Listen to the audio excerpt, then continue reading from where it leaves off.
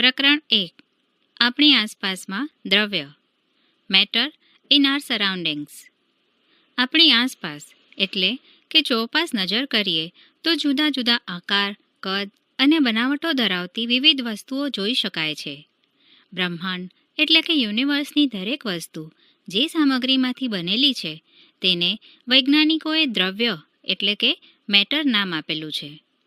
આપણે શ્વાસ લઈએ છીએ તે હવા, જે ખોરાક આપણે ખાઈએ છીએ, પથ્થરો, વાદળો, તારાઓ, છોડવાઓ તેમજ પ્રાણીઓ, એટલું જ નહીં પરંતુ પાણીનું એક ટીપું અથવા રેતીનો એક કણ, આ દરેક વસ્તુ દ્રવ્ય છે. જોવાવાળી વાત તો એ છે કે ઉપર દર્શાવેલી તમામ વસ્તુઓ જગ્યા રોકે છે અને દળ ધરાવે છે. બીજા શબ્દોમાં કહીએ તો તે દરેક વસ્તુ દળ તેમજ કદ ધરાવે છે. પ્રાચીન કાળથી મનુષ્ય પોતાની આસપાસ એટલે કે ચોપાસની વસ્તુઓને સમજવાનો પ્રયત્ન કરતો આવ્યો છે. ભારતના પ્રાચીન તત્વજ્ઞાનીઓએ પદાર્થને 5 મૂળભૂત તત્વોમાં વર્ગીકૃત કરેલ છે, જેને પંચતત્વ તરીકે ઓળખવામાં આવ્યા.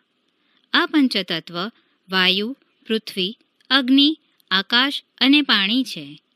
તેઓના મત મુજબ દરેક સજીવ કે નિર્જીવ વસ્તુ આ 5 મૂળભૂત તત્વોની બનેલી છે. તે સમયના ગ્રીક તત્વજ્ઞાનીઓએ પણ પદાર્થને આ જ પ્રકારે વર્ગીકૃત કર્યું હતું. આધુનિક વૈજ્ઞાનિકોએ દ્રવ્યના ભૌતિક ગુણધર્મો અને રાસાયણિક સ્વભાવ એટલે કે પ્રકૃતિના આધારે તેનું 2 પ્રકારમાં વર્ગીકરણ વિકસાવેલ છે. આ પ્રકરણમાં આપણે દ્રવ્યના ભૌતિક ગુણધર્મોને આધારે તેનો અભ્યાસ કરીશું. દ્રવ્યના રાસાયણિક પાસાઓનો અભ્યાસ આગામી પ્રકરણોમાં કરીશું. દ્રવ્યનો ભૌતિક સ્વભાવ એટલે કે પ્રકૃતિ. Physical nature of matter. દ્રવ્ય કણોનું બનેલું છે. Matter is made up of particles. પ્રવૃત્તિ 1. 100 ml નું એક બીકર લો. તેને પાણીથી અડધું ભરી તેમાં પાણીના સ્તર પર નિશાન કરો. તેમાં થોડી ખાંડ અથવા મીઠું નાખીને કાચના સળિયા એટલે કે ગ્લાસ રોડ વડે હલાવીને ઓગાળો. પાણીના સ્તરમાં કોઈ ફેરફાર થાય છે કે નહીં તેનું અવલોકન કરો. તમારા મત મુજબ ઓગળેલ ખાંડ અથવા મીઠાનું શું થયું હશે? તે ક્યાં અદૃશ્ય થઈ ગયા? પાણીના સ્તરમાં કોઈ ફેરફાર થાય છે? આ પ્રશ્નોના ઉત્તર મેળવવા માટે આપણે દ્રવ્ય એ કણોનું બનેલું છે તે વિચારની જરૂર પડશે. ચમચીમાં શું છે? મીઠું કે ખાંડ, જે હવે સમગ્ર પાણીમાં ઓગળી ગયેલ છે, જે આકૃતિમાં દર્શાવેલ છે? દ્રવ્યના આ કણો કેટલા સૂક્ષ્મ હોય છે? How small are these particles of matter? પ્રવૃત્તિ 2. પોટેશિયમ પરમેંગેનેટ એટલે કે KMnO4 સ્ફટિકના 2-3 કણ લઈ તેને 100 ml પાણીમાં ઓગાળો. આ દ્રાવણમાંથી આશરે 10 ml દ્રાવણ લઈ તેને 90 ml શુદ્ધ પાણીમાં ઉમેરો. આ રીતે બનેલા દ્રાવણમાંથી 10 ml દ્રાવણ લઈ તેને ફરીવાર 90 ml શુદ્ધ પાણીમાં ઉમેરો. આ જ પ્રકારે દ્રાવણને 5 થી 8 વખત મંદ બનાવો. શું હજી પાણી રંગીન રહે છે? દ્રવ્યના કણોની લાક્ષણિકતા. Characteristics of particles of matter. દ્રવ્યના કણો સતત ગતિશીલ હોય છે. Particles of matter are continuously moving. પ્રવૃત્તિ 4. પાણીથી ભરેલા 2 બીકર લો. ભૂરી અથવા લાલ શાહીનું એક ટીપું પ્રથમ બીકરની દિવાલ બાજુથી ધ્યાનપૂર્વક અને ધીમેથી ઉમેરો. બીજા બીકરમાં તે જ પ્રકારે મધનું એક ટીપું ઉમેરો. તે બંને બીકરમાંના દ્રાવણને તમારા ઘર અથવા વર્ગના કોઈ એક ખૂણામાં હલાવ્યા વિના રાખી મૂકો. તમારા અવલોકનો નોંધો. શાહીનું ટીપું ઉમેર્યા પછી તરત જ તમે શું અવલોકન કર્યું? મધનું ટીપું ઉમેર્યા પછી તરત જ તમે શું અવલોકન કર્યું? શાહીના રંગને એક સમાન રીતે પાણીમાં ફેલાતા અથવા પ્રસરતા કેટલા કલાક અથવા દિવસ લાગે છે? પ્રવૃત્તિ 5. ગરમ પાણી ભરેલા એક પાત્રમાં તથા ઠંડા પાણી ભરેલા બીજા પાત્રમાં કોપર સલ્ફેટ એટલે કે CuSO4 અથવા પોટેશિયમ પરમેંગેનેટ એટલે કે KMnO4 સ્ફટિકનો એક કણ ઉમેરી તેને એક બાજુ રાખી મૂકો. દ્રાવણને હલાવશો નહીં. સ્ફટિકને તળિયે બેસવા દો. પાત્રમાં ઘન સ્ફટિક કણ એટલે કે ક્રિસ્ટલ ની બરાબર ઉપરના ભાગમાં શું દેખાય છે? સમય પસાર થતાં શું થાય છે? તેના દ્વારા ઘન અને પ્રવાહી કણો વિશે શો ખ્યાલ આવે છે? શું તાપમાન બદલાતા મિશ્ર થવાનો દર બદલાય છે? શા માટે અને કેવી રીતે?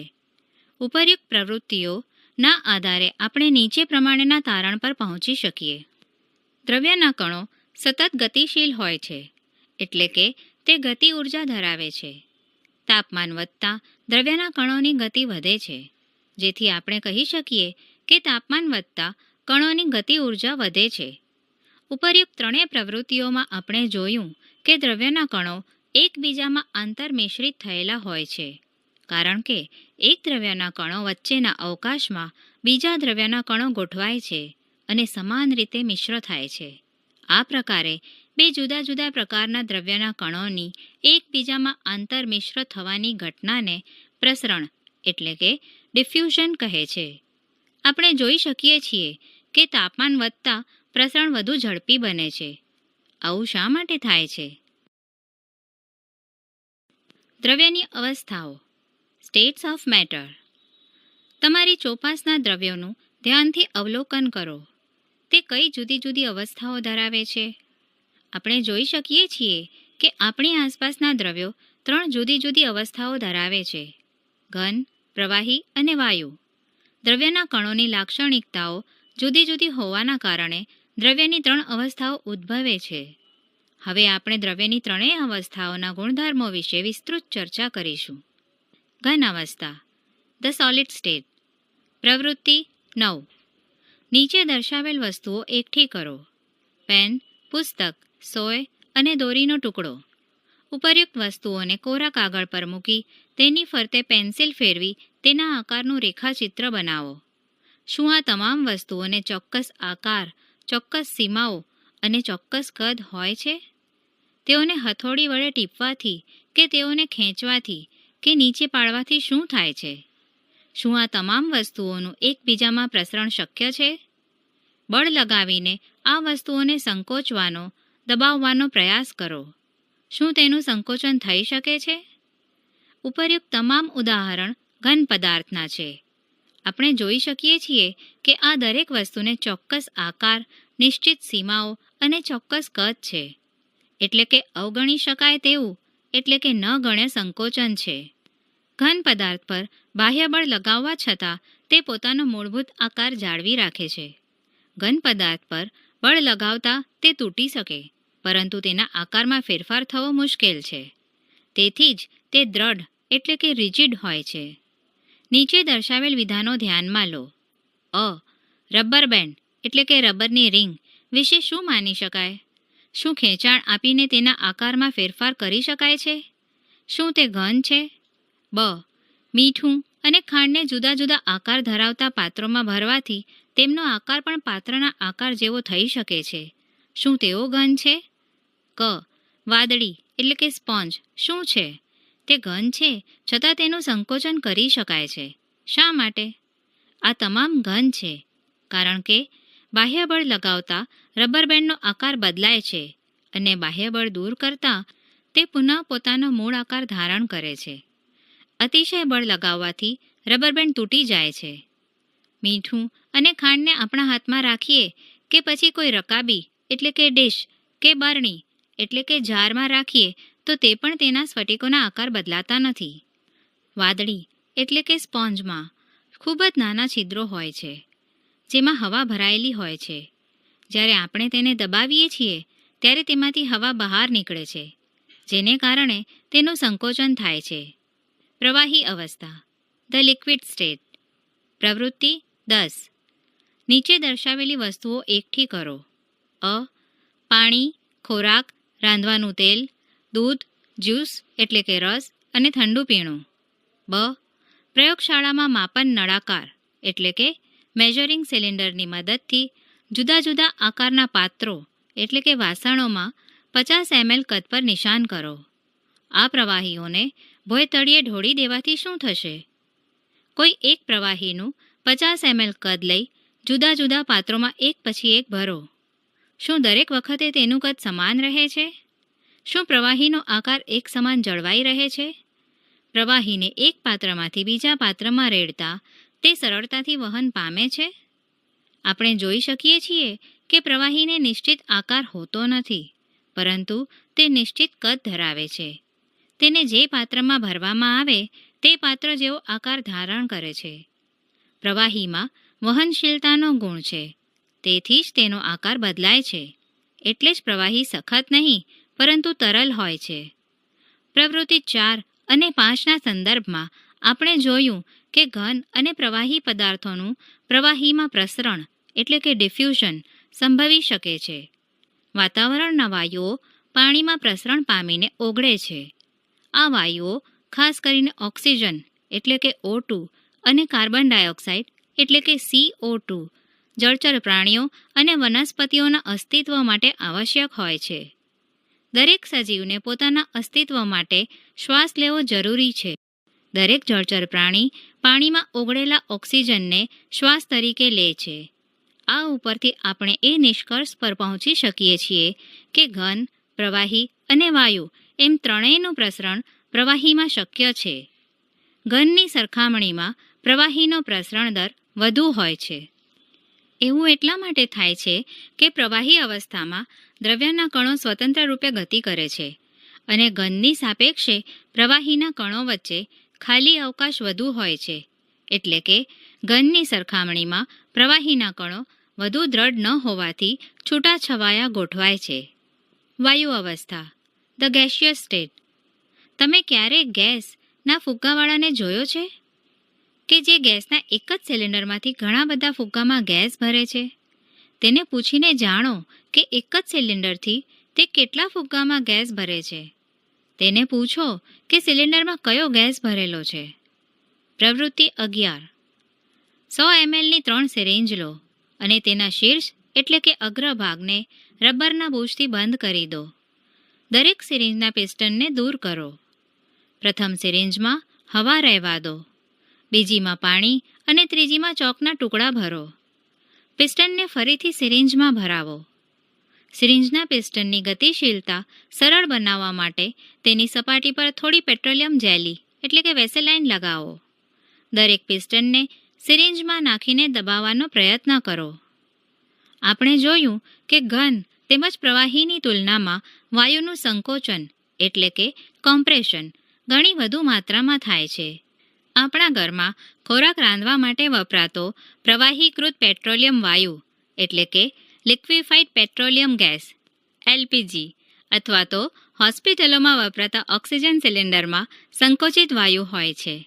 આજકાલ વાહનોમાં ઈંધણ એટલે કે બળતણ તરીકે સંકોચિત કુદરતી વાયુ એટલે કે કોમ્પ્રેસ નેચરલ ગેસ CNGનો ઉપયોગ થાય છે. સંકોચનીયતા પ્રમાણમાં વધુ હોવાને કારણે વાયુના અતિશય વધુ કદને ઓછા કદ ધરાવતા સિલિન્ડરમાં સંકોચિત કરી શકાય છે અને આસાનીથી એક સ્થળેથી બીજા સ્થળે લઈ જઈ શકાય છે.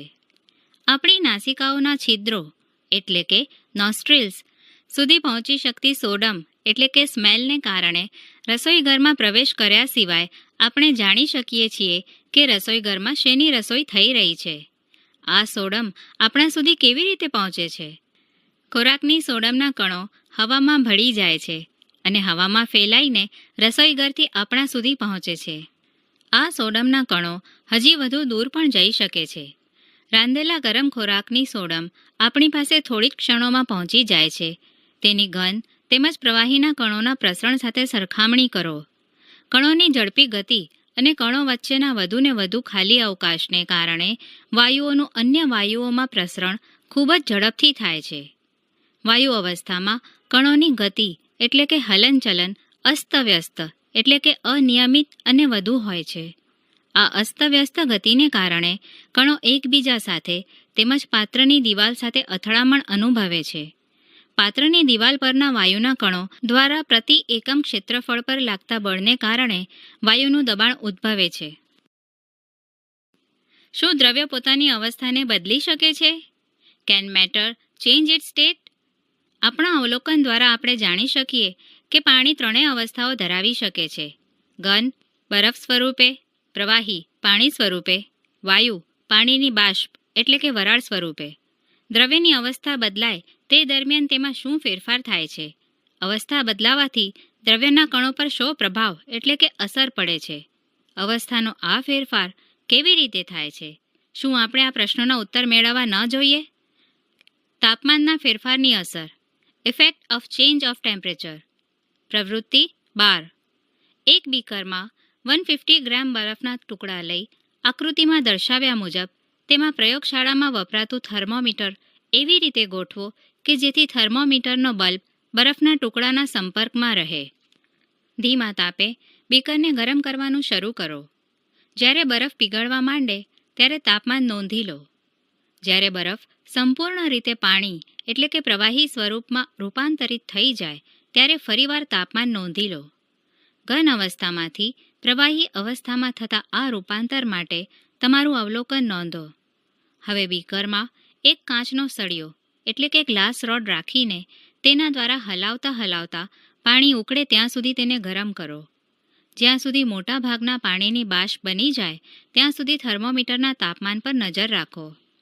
પાણીની પ્રવાહી અવસ્થામાંથી વાયુ અવસ્થામાં થતા રૂપાંતર માટે અવલોકનો નોંધો. ઘન પદાર્થનું તાપમાન વધારતા તેના કણોની ગતિ ઊર્જા વધે છે.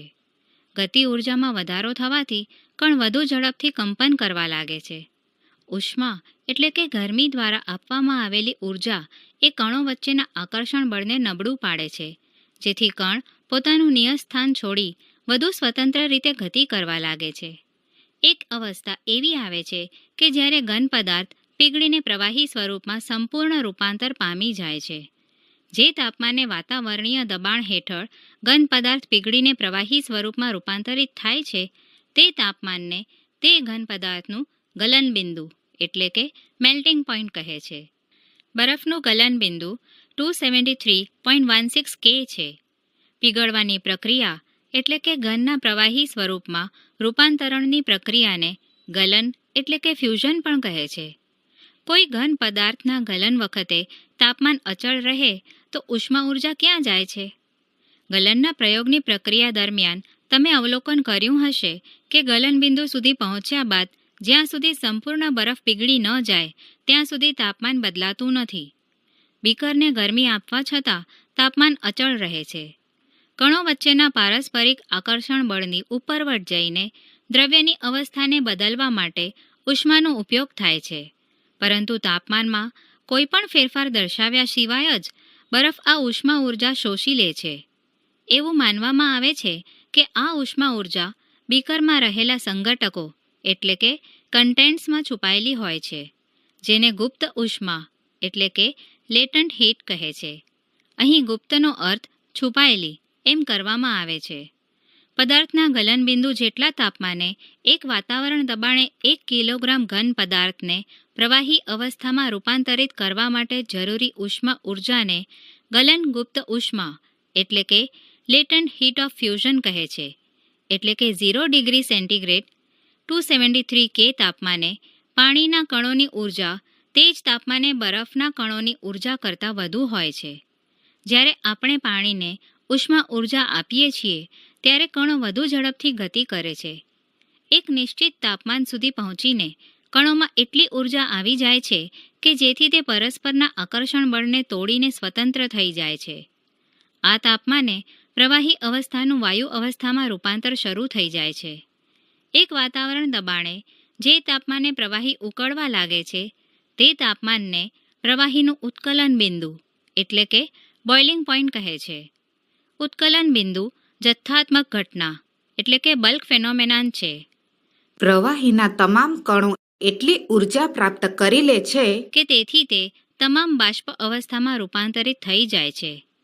પાણી માટે આ તાપમાન 373 K 100 degree centigrade is equal to 273 plus 100 is equal to 373 K છે. શું તમે બાષ્પીભવન ગુપ્ત ઉષ્મા એટલે કે લેટન્ટ હીટ ઓફ વેપોરાઇઝેશનને વ્યાખ્યાયિત કરી શકો? જે રીતે આપણે ગલન ગુપ્ત ઉષ્માને વ્યાખ્યાયિત કરેલ છે તે જ રીતે બાષ્પીભવન ગુપ્ત ઉષ્માને વ્યાખ્યાયિત કરો. 373 K એટલે કે 100 ડિગ્રી સેન્ટીગ્રેડ તાપમાને પાણીની બાષ્પ એટલે કે વરાળના કણોમાં તે જ તાપમાને પાણીના કણો કરતાં વધુ ઊર્જા હોય છે. આવું એટલા માટે થાય છે કે વરાળના કણો એ બાષ્પીભવન ગુપ્ત ઉષ્માના રૂપમાં વધારાની ઊર્જા શોષી લીધી છે. તેથી એમ કહી શકાય કે તાપમાન બદલીને પદાર્થને એક અવસ્થામાંથી બીજી અવસ્થામાં રૂપાંતરિત કરી શકાય છે. આપણે શીખ્યા કે પદાર્થને ગરમ કરતાં તેની અવસ્થા બદલાય છે. ગરમ કરવાથી પદાર્થ ઘનમાંથી પ્રવાહી અને પ્રવાહીમાંથી વાયુ એટલે કે બાષ્પમાં રૂપાંતરિત થઈ જાય છે. પરંતુ કેટલાક એવા પદાર્થો છે કે જે પ્રવાહી અવસ્થામાં રૂપાંતરિત થયા વિના ગરમી મળતા ઘન અવસ્થામાંથી સીધા જ વાયુ અવસ્થામાં અને ઠંડા પાડતા પાછા ઘન અવસ્થામાં રૂપાંતરિત થાય છે. પ્રવૃત્તિ 13. થોડું કપૂર અથવા એમોનિયમ ક્લોરાઇડ એટલે કે નવસાર લો. તેનો બારીક ભૂક્કો કરી તેને ચાઇના ડીશમાં મૂકો. એક કાચની ગળણીનો ઊંધી કરી આ વાસણ પર મૂકી દો. આ ગળણીને છેડે રૂનું પૂમડું લગાવો. હવે તેને ધીરે ધીરે ગરમ કરો અને ધ્યાનથી અવલોકન કરો. ઉપરયુક્ત પ્રવૃત્તિ દ્વારા તમે કયા નિષ્કર્ષ પર આવ્યા? પ્રવાહી અવસ્થામાં રૂપાંતરિત થયા વિના ગરમ કરતા ઘન અવસ્થામાંથી સીધું જ વાયુ અવસ્થામાં તેમજ ઠંડુ પાડતા ફરીથી પાછા ઘન અવસ્થામાં રૂપાંતર થવાની પ્રક્રિયાને અથવા તેનાથી વિરુદ્ધ પ્રક્રિયાને ઉર્ધ્વપાતન એટલે કે સબ્લિમેશન કહે છે. દબાણના ફેરફારની અસર effect of change of pressure. આપણે અગાઉ શીખી ગયા છીએ કે ઘટક કણો વચ્ચેના અંતર જુદા જુદા હોવાના કારણે દ્રવ્યની જુદી જુદી અવસ્થાઓમાં વિવિધતા જોવા મળે છે. કોઈ ગેસ સિલિન્ડરમાં ભરેલા વાયુ પર દબાણ લગાવીને સંકોચન કરવાથી શું થશે? શું તેના કણો વચ્ચેનું અંતર ઓછું થઈ જશે? શું તમને લાગે છે કે દબાણ વધારવા કે ઘટાડવાથી પદાર્થની અવસ્થામાં ફેરફાર થઈ શકે છે? દબાણ વધવાથી અને તાપમાન ઘટવાથી વાયુનું પ્રવાહીમાં પરિવર્તન એટલે કે રૂપાંતરણ થઈ શકે છે. શું તમે ઘન કાર્બન ડાયોક્સાઇડ એટલે કે CO2 વિશે સાંભળ્યું છે? તેને ઊંચા દબાણે સંગૃહિત કરવામાં આવે છે. જો વાતાવરણીય દબાણ એક વાતાવરણ એટલે કે એટમોસ્ફિયર ATM હોય તો ઘન CO2 પ્રવાહી અવસ્થામાં આવ્યા વિના સીધો જ વાયુ અવસ્થામાં પરિવર્તિત થઈ જાય છે. તે જ કારણે ઘન CO2 ને સૂકો બરફ એટલે કે ડ્રાય આઇસ કહે છે. આ રીતે આપણે કહી શકીએ છીએ કે પદાર્થની અવસ્થાઓ એટલે કે ઘન, પ્રવાહી અને વાયુ દબાણ અને તાપમાન દ્વારા નક્કી થાય છે. બાષ્પીભવન એટલે કે ઇવેપોરેશન. દ્રવ્યની અવસ્થા બદલવા માટે શું ઉષ્મા આપવી કે દબાણ બદલવું આવશ્યક છે? શું આપણા રોજિંદા જીવનમાંથી તમે એવું કોઈ ઉદાહરણ આપી શકો કે જેમાં કોઈ પ્રવાહી તેના ઉત્કલન બિંદુ જેટલા તાપમાને પહોંચ્યા વિના જ વાયુ અવસ્થામાં રૂપાંતર પામે છે? પાણીને વાતાવરણમાં ખુલ્લું રાખવામાં આવે તો તે ધીરે ધીરે વરાળમાં રૂપાંતરિત થાય છે. ભીના કપડાં ખુલ્લા વાતાવરણમાં સુકાઈ જાય છે. આ ઉદાહરણોમાં ભીના કપડામાંના પાણીનું શું થયું હશે? આપણે જાણીએ છીએ કે દ્રવ્યના કણ સતત ગતિશીલ હોય છે અને ક્યારેય અટકતા નથી. એક નિશ્ચિત તાપમાને દરેક ઘન, પ્રવાહી કે વાયુ પદાર્થના કણોમાં જુદી જુદી માત્રામાં ગતિજ ઊર્જા હોય છે. પ્રવાહીઓમાં સપાટી પર રહેલા કણોને કેટલાક અંશે એટલી જ વધુ ગતિજ ઊર્જા હોય છે કે તે બીજા કણોના આકર્ષણ બળથી મુક્ત થઈ જાય છે. ઉત્કલન બિંદુથી ઓછા તાપમાને પ્રવાહીનું વાયુ એટલે કે બાષ્પમાં રૂપાંતર થવાની આ પ્રક્રિયાને બાષ્પીભવન કહે છે. બાષ્પીભવનને અસર કરતા પરિબળો ફેક્ટર્સ અફેક્ટિંગ ઇવેપોરેશન. સપાટીનું ક્ષેત્રફળ વધવાથી. આપણે જાણીએ છીએ કે બાષ્પીભવન એ સપાટી પર થતી પ્રક્રિયા છે. સપાટીનું ક્ષેત્રફળ અથવા વિસ્તાર વધતા બાષ્પીભવનનો દર પણ વધે છે. જેમ કે કપડાં સૂકવવા માટે આપણે તેને પહોળા કરીને સૂકવીએ છીએ.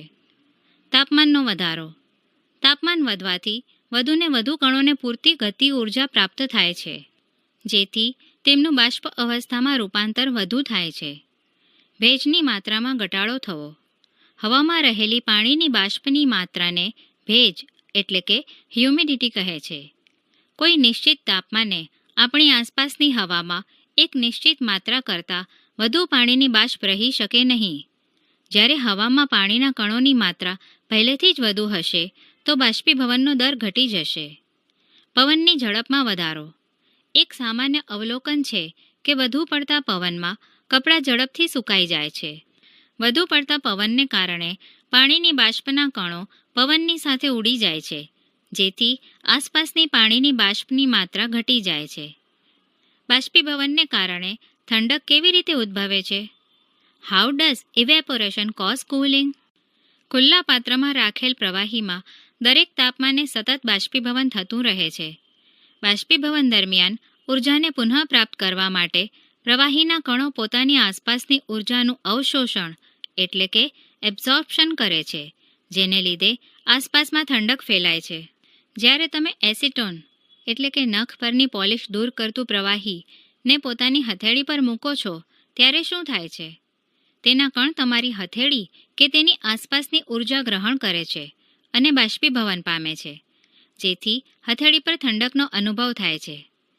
ખૂબ ગરમીના દિવસને અંતે લોકો પોતાની છત અથવા ખુલ્લી જગ્યાઓ પર પાણીનો છંટકાવ કરે છે, કારણ કે પાણીની બાષ્પીભવન ગુપ્ત ઉષ્મા ગરમ સપાટીને ઠંડી બનાવે છે. શું તમે બાષ્પીભવનને કારણે ઠંડક ઉત્પન્ન થતી હોય તેવા અન્ય ઉદાહરણો આપી શકો? ગરમીના દિવસો એટલે કે ઉનાળામાં સુતરાઉ કપડાં શા માટે પહેરવા જોઈએ? શારીરિક પ્રક્રિયાઓને કારણે ઉનાળામાં આપણને વધુ પરસેવો થાય છે, જેનાથી આપણને ઠંડક મળે છે. જેમ કે આપણે જાણીએ છીએ કે બાષ્પીભવન દરમિયાન પ્રવાહીની સપાટીના કણ આપણા શરીર કે આપણી આસપાસથી ઉર્જા મેળવીને બાષ્પમાં ફેરવાઈ જાય છે. બાષ્પીભવન ગુપ્ત ઉષ્મા જેટલી જ ઉષ્મા ઉર્જાનું આપણા ઉષ્મા શરીરમાંથી શોષણ થાય છે, જેથી શરીરને ઠંડક મળે છે.